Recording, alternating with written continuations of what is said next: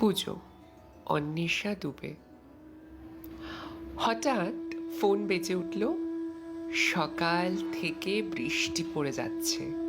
আমি সুনীলকে বললাম, দেখ তো বাবা, কে ফোন করেছে সকালবেলায়। সুনীল ফোন ধরে হ্যালো হ্যালো করতেই আমার মনে হলো এই গলার শব্দ তো আমার চেনা। সুনীলকে বললাম, বাবারে, কে ফোন করেছিল? সুনীল রেগে গিয়ে বলল, কে আবার? তোমার গুণধর ছেলে ফোন করেছে, বলল সে আসছে, তোমাকে আজ নিয়ে যাবে। আমি আনন্দে আত্মহারা। আজ কত বছর পর নিজের বাড়ি ফিরব, নিজের হাতে একটু একটু করে তৈরি করা সেই জায়গা যেখানে ফেলে এসেছি আমার সব স্মৃতি। আজ সেখানে যাব। তাই স্নান করে আমি ব্যাগ গুছিয়ে নিলাম। ঠাকুরকে আজ কোনো রকম ভাবে পুজো করব। আজ যে আমি বাড়ি ফিরব। প্রণাম করতে গিয়ে দেখি বাহিরে বড় একটা গাড়ি দাঁড়ালো। আমি লাঠি হাতে নিয়ে যেই বেরোলাম, অমনি ডাক এলো, বাবা, ও বাবা, চলো, আজ তোমাকে নিয়ে যাব আমি। এই কথা শুনে দু চোখ ভরে এলো আমার জল। আমি সবাইকে বললাম, আমি আমার বাড়ি ফিরছি, আমার ছেলে এসেছে, সকলে তোমরা ভালো থেকো, আমি আসবো মাঝে মাঝে দেখা করতে। সকাল থেকে বৃষ্টি পড়ছে। রবিবারের দিন ছেলে বলল, ও বাবা, আজ তোমাকে নিয়ে ভালো জায়গায় খাওয়াবো, আনন্দ করব, পুজো আসছে, তোমার যা যা পছন্দ সব কিনে দেব। আমি মনে মনে ভাবলাম, এ তো সেই আমারই ছেলে।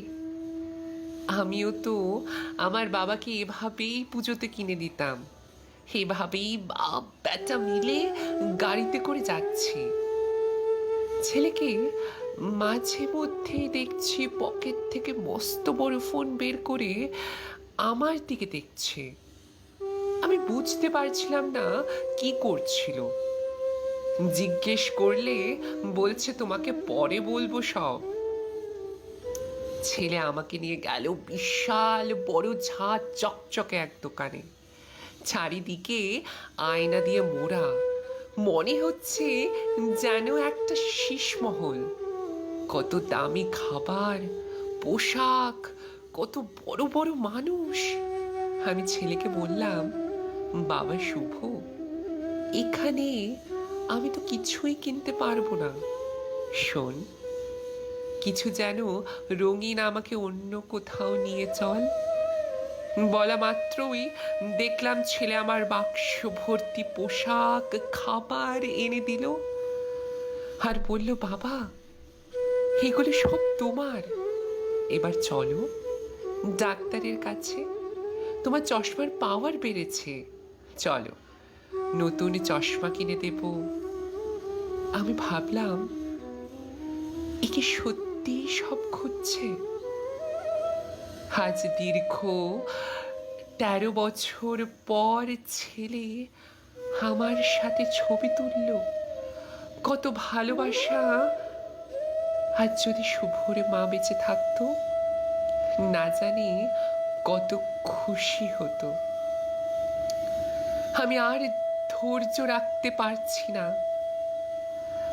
ওকে বললাম, শুভ, চল বাবা, বাড়ি চল, এত সব আমার আর লাগবে না, কতদিন বাড়ি যাইনি, চল, আর দেরি করিস না বাবা।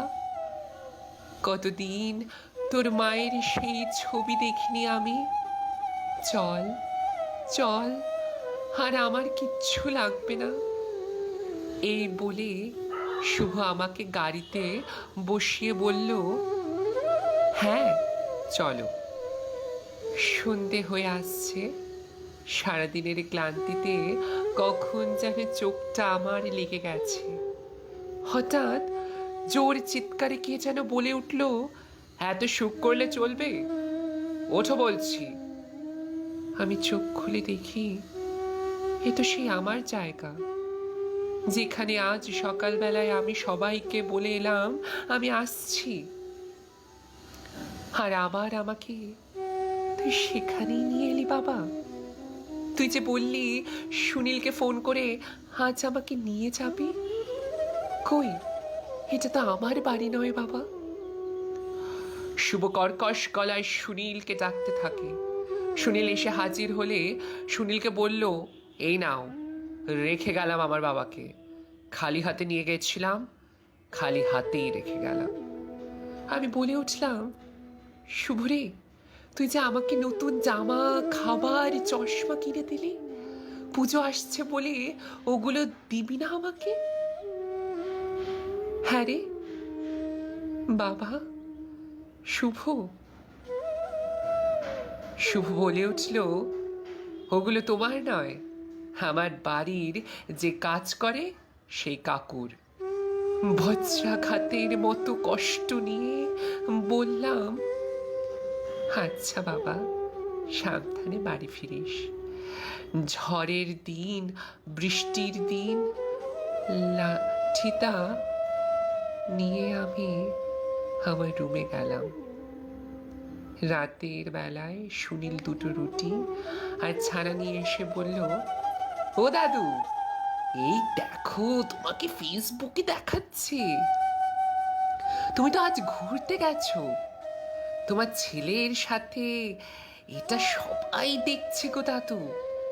আমি তো ফেসবুক মানে বুঝি না, কিন্তু দেখলাম লেখা আছে আমার ছবিতে, কোনো বাবা মার আশ্রয় যেন বৃদ্ধাশ্রম না হয়। সুনীল আমাকে বলে উঠল, এই বুড়ো, তুই তো বিখ্যাত হয়ে গেছ, কত মানুষ তোমার ছবি লাইক করছে জানো?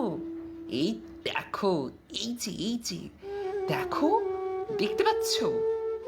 এইভাবে কত মানুষ আজ বিখ্যাত হয়ে যাচ্ছে গো দাদু, তুমি বুঝতেই পারলে না। খানিকটা দীর্ঘ নিঃশ্বাস নিয়ে সুনীলকে বললাম, আজ আর খিদে নেই রে, সারাটা দিন দামি দামি খাবার খেয়ে আজ আমার খিদে চলে গেছে। তুই বরং যা, বাকিদের খেতে দে, আমি আজ অনেক দিন পর শান্তিতে একটু ঘুমাবো। এইভাবেই চলতে থাকে না জানি কত মানুষের জীবন কাহিনী।